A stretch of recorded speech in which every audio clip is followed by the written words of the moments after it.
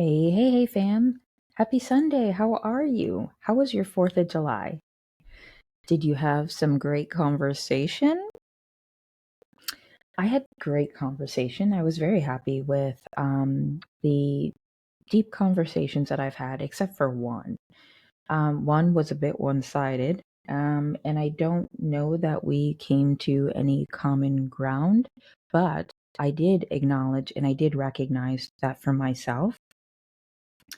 If effective communication is not something that we can have, then we don't need to communicate at all.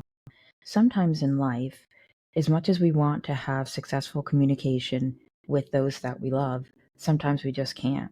And sometimes we have to table it or just walk away and maybe never have the conversation again. At the end of the day, our mental health, our well being, our emotional well being, um, our physical well being is most important. So please remember to always take care of yourself. And if you think the other person is not in a space to receive what you are trying to give them, then don't waste your time doing it. It's just going to end up in a disagreement and you're just going to be hurt, right? So always remember that first and foremost. In terms of effective communication, when you are about to have a conversation with someone, please make sure that you think about what you want to discuss ahead of time.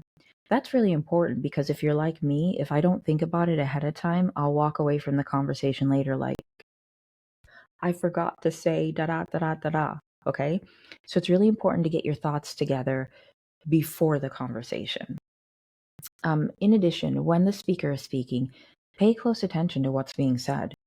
Listen to what they're saying, hear what they're saying, digest what they're saying. Okay? And if you don't understand something, simply ask for clarification. And you can do that by saying, I'm sorry, can you repeat that? I'm not quite sure I understood. Or you could say, so when you said da da da da da da da, did you mean da? And let them say, yeah, that's exactly what I meant. Or, well, actually, what I meant was. Okay? And make sure that you do not interrupt them when they are speaking.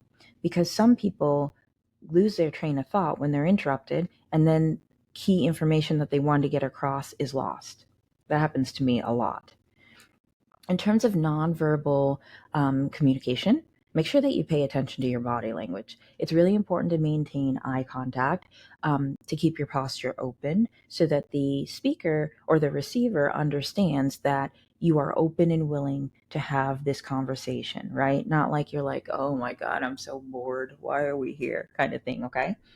So make sure that you really pay close attention to that. Make sure that you're not like fidgeting, like, you know, what's going on here? I got this other thing going on. Because if they don't feel like they're being heard, they're going to shut down and you're not going to have effective communication at all. Be willing to hear and understand other people's perspectives. Just because it's not in line with what yours is doesn't mean that you're right and they're wrong or vice versa. What's really important is for them to hear or to understand that they're being heard and that they're being understood. Outside of that, they don't have to change your mind and you don't have to change theirs, right? That's one of the great things about communication is because we can all think differently. Understand that there are different types of communication, okay? The way that you communicate with your mom versus the way that you communicate with a child or your neighbor, the styles could be different. So make sure whatever style you're using is in line with the conversation you're having with that person, okay? Try to be self aware of your emotions. This is super important. If you come to the space in a very emotional state, you're already going to put that other person on edge, and they may not get everything out that they want to get out because they're too busy being stressed out about watching you. Try to give them a safe space to be able to say what needs to be said so that you can respond and say what needs to be said as well. Okay? Be genuine, be authentic, and be patient. At the end of the day, it's super important to give the appropriate space for everyone. I know for me, I sometimes need a little more time to get out what I'm trying to say. So it's important to have a safe space to be able to do that. In this week upcoming, I pray that you all have wonderful opportunities to utilize some of these skills, if you find any of them you're not doing right now, to have effective communication. And perhaps if there are conversations out there that you haven't had with people and you're really wanting to do that to resolve maybe a conflict or let someone know how you feel and you just weren't sure how to do it, perhaps these tools can help you to get to the space to have these conversations. That's my wish to you. I hope this upcoming week is filled with amazing conversations, maybe with some new folks as well.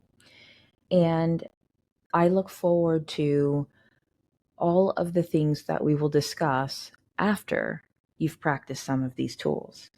Thank you so much for those of you who have reached out, for your support, for your love, for your fun along the way. And I look forward to having more conversations with you in the future. Until next time, take care, everyone.